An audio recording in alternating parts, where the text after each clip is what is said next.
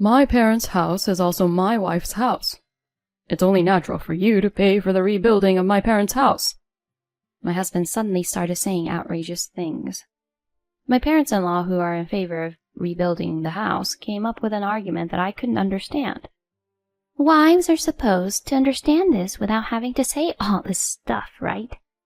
"That's right. A wife should support her husband.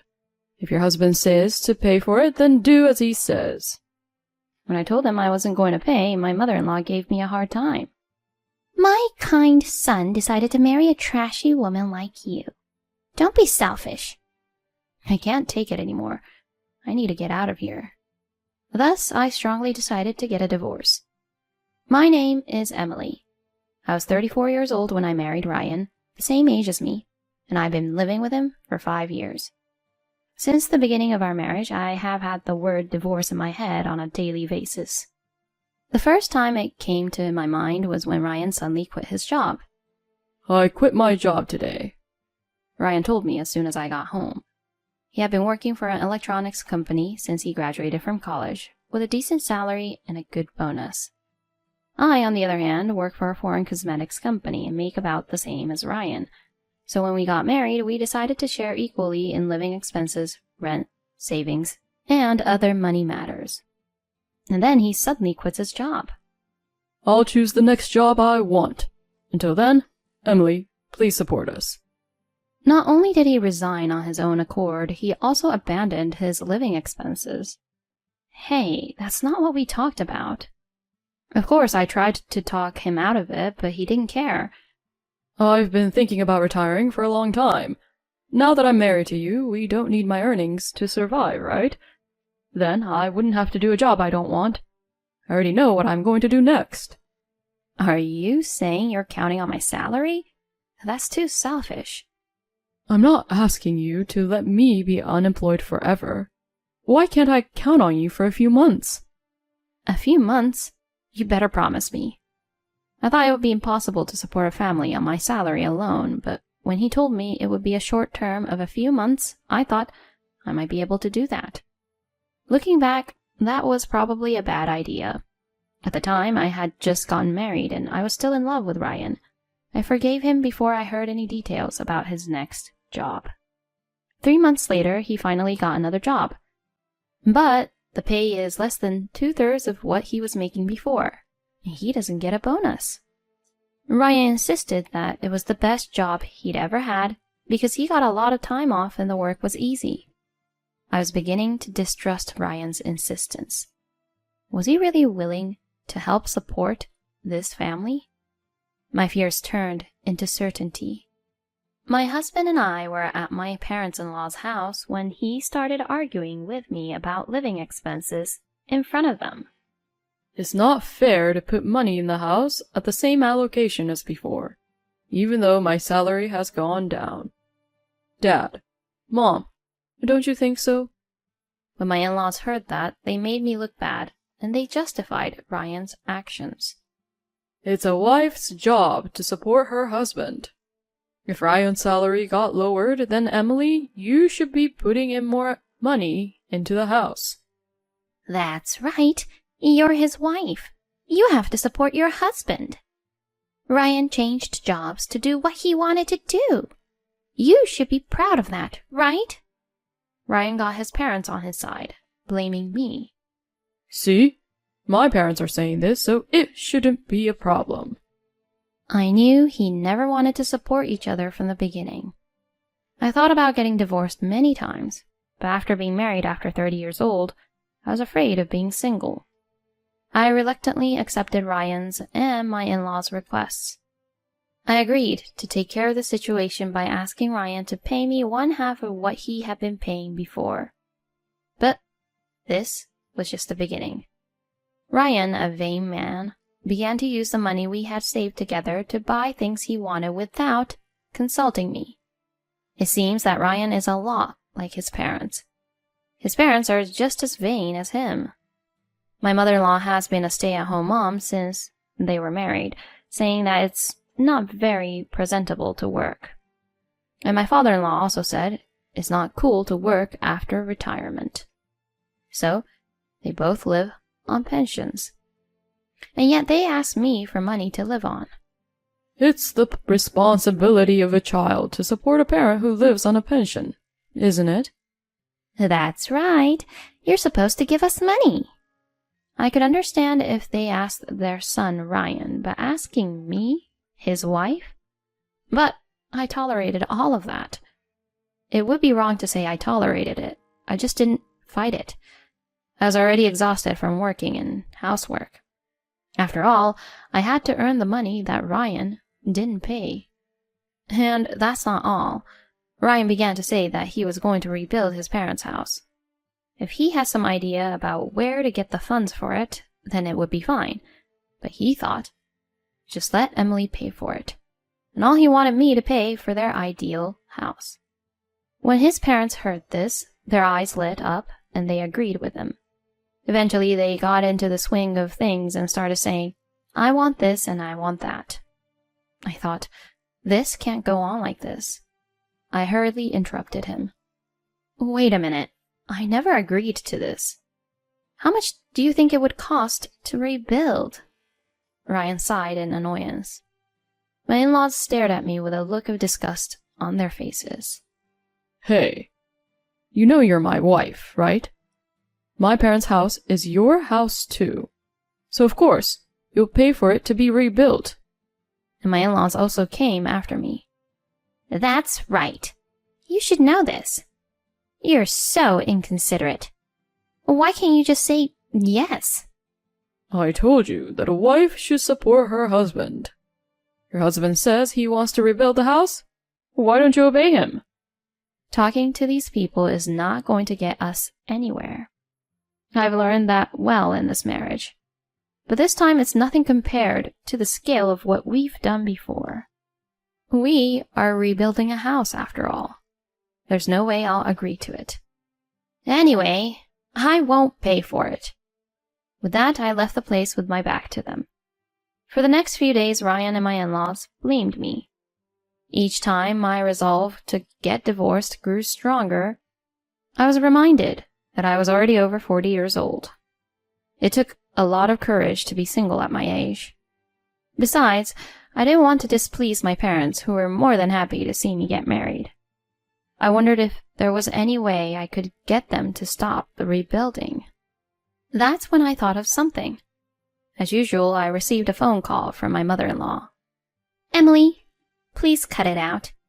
How long are you going to keep troubling Ryan? You're terrible. You're a piece of trash who couldn't even get married for the rest of your life if Ryan hadn't gotten married to you.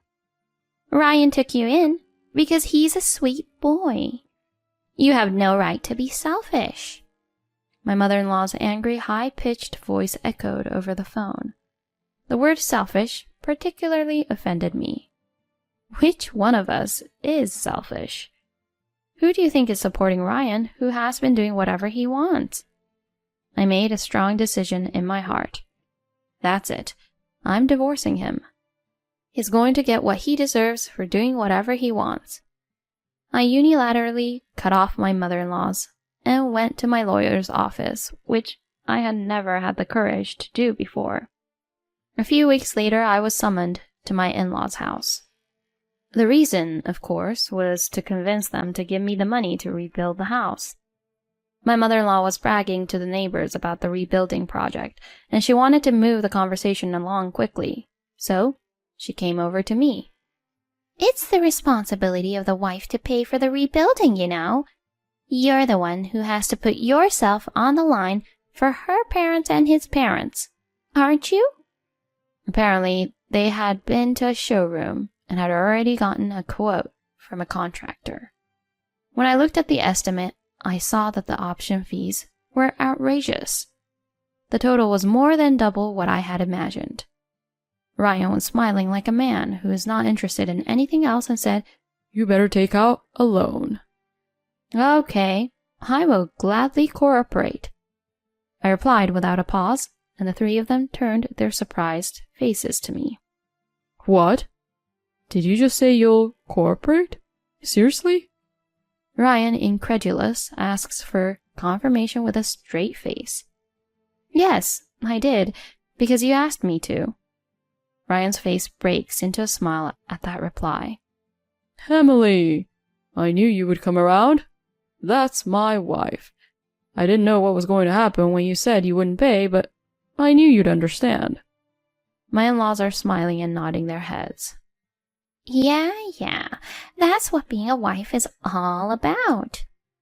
I see you've learned to appreciate your husband's greatness too, Emily. From the day I said I would help out, I was in charge of all the financial aspects of the rebuilding. Meanwhile, Ryan and the in-laws had several meetings with the house builder, but I wasn't invited to any of them. I guess they thought they could handle the money. As time went by, they told me, "We're going to sign a contract with the house builder, so you'll have to be there." When it comes to contracting, the house builder has to get their financial affairs in order. They told me to bring documents related to the mortgage, but I didn't apply for a loan. Instead, I packed dozens of divorce papers in my bag and headed for my in-laws' house. My mother-in-law, feeling a little giddy, said, "The deal is in the afternoon, so let's have lunch and then go." Ryan was very excited to hear that. Hey, I was wondering if we can still add options. I'd like an electric garage. Ryan's father leans in as well. I'm sure you can get one. A motorized garage sounds so convenient. They have no idea the despair they're about to experience. I'll finally be free from the hell I've been living in for the past 5 years. I couldn't suppress a smile as I looked at their happy faces. Let's have it then. Before we get started, I have to tell you something, I said, pulling out a divorce decree from my bag. Huh? What kind of joke is this? Is this some kind of sideshow? Ryan snickered when he saw the divorce decree. Emily, you have no taste. If you're going to make a joke like that, why don't you just make a witty one about how you took out a bigger mortgage or something? He snatched the divorce decree from my hand, crumpled it up into a ball, and tossed it in the trash. I immediately pull out a second set of divorce papers and shove it in front of Ryan's eyes. This is not a joke. This is not a sideshow. I'm divorcing you. Of course, I'm not your wife, and I don't have to pay for someone else's house to be rebuilt, do I? Ryan snatched the divorce decree from me and tore it into shreds. Don't be ridiculous. I'm not getting a divorce. Who's going to pay for it if you don't? I smiled wickedly at him. I have dozens of divorce agreements ready for you to tear up. I won't give up until you sign it. They could tell how serious we were when they saw how thick the stack of paper was. My in-laws' faces turned pale and Ryan broke out in a cold sweat. I'm going to rip up all that. Ryan's blustering like that didn't hurt me at all. Fine, then I'll take you to court. And then a scream that I couldn't even describe escaped from my mother-in-law's mouth. Once the case goes to court, the whole neighborhood will know about it. There was no way these vain people would let this get settled in court. That's why I was able to come on strong. If you don't sign the divorce decree right now, we'll go to court. I've already consulted a lawyer. Your demands for money, your unauthorized use of our common savings. They say with this much evidence, I'll win the case. Wait a minute. But you're my wife. Ryan's scared and he began to beg. It's your job to support me and my parents. I'm sorry I took the liberty of using our mutual savings, but it's my savings too, so it should be okay to use it, right? I can't believe you still haven't changed your mind. I can't help it now, I yelled at him. I don't have any obligations to do that. Besides, you only put money in our joint savings account for the first few months. After that, it's been my money that I've been saving by myself. It's not money you're allowed to spend on your own. And then my in-laws, who had remained silent until then, intervened. Emily, please, reconsider. This is also a way for you to show your filial piety. Your money will be used to make everyone happy. Don't you think that's a wonderful thing? That's right. You can't just suddenly divorce. Let's talk about it again. Make everyone happy? What are they talking about? I could feel the blood rushing to my head and my face heating up. Are you kidding me? Everyone's happy?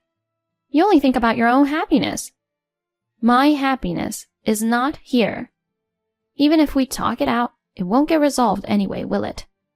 I've been unhappy ever since we got married, I countered, then turned my cold gaze on Ryan. I don't care if you don't sign the papers right now. Do you really want to be the subject of neighborhood gossip for extra money and time? This comment triggered a sudden argument between the three of us. Hey, I don't want to be the subject of neighborhood gossip. This happened because you don't take better care of Emily. Mom, you used to buy clothes and shoes with Emily's money.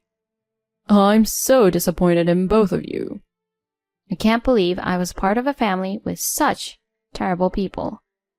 I feel ashamed of myself for not divorcing my husband sooner.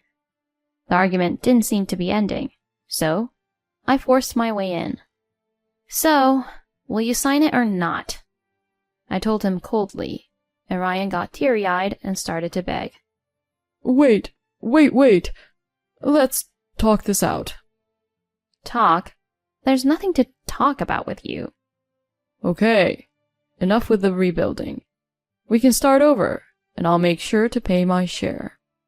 Start over? With you? Are you kidding? I've been thinking that our marriage was a failure ever since our honeymoon. Oh no. Emily, please, reconsider, okay? Shut up. You're just a miser who takes his wife's money. You can go to hell along with your vain parents. Anyway, sign the papers quickly. You're no good.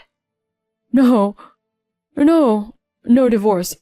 Then all of a sudden my mother-in-law screamed, Sign the papers. I don't want the neighbors to look at me funny. You need to throw away a wife who acts like this. With my mother-in-law on the verge of insanity, Ryan reluctantly signed the divorce decree. I immediately took the divorce agreement and left the house without saying a word. I heard Ryan's mosquito-like voice behind me, but I didn't look back. The divorce went through without a hitch. I had been secretly preparing to move out of the house, so the move went smoothly. The house that Ryan and I were living in was rented in his name, and the rent was deducted from Ryan's account. Even though it was his account, I was the one who paid the rent every month. Eventually, after my divorce, Ryan was unable to pay the rent, so he moved back in with his parents. After the divorce was finalized, I get alimony payments from him. In addition to the emotional distress, the money he spent without my permission and the money he gave to my in-laws amounted to quite a bit of money. The in-laws are the ones who care most about what others think of them. The fact that their son is divorced has caused them a lot of damage. They didn't want to make things worse than they already were, so they paid the amount of money I asked for without complaint. Of course, they don't have much money because their son has a small income and they are an elderly couple living on a pension. As a result, they ended up in debt. They are still living in the rundown house. My parents-in-law have been working part-time and Ryan has started working the night shift at his job. I, on the other hand, have returned home to live peacefully with my parents. My mother and father were surprised at first, but when I told them the reason, they welcomed me warmly. From now on, I'm going to take good care of my parents, which I haven't been able to do until now.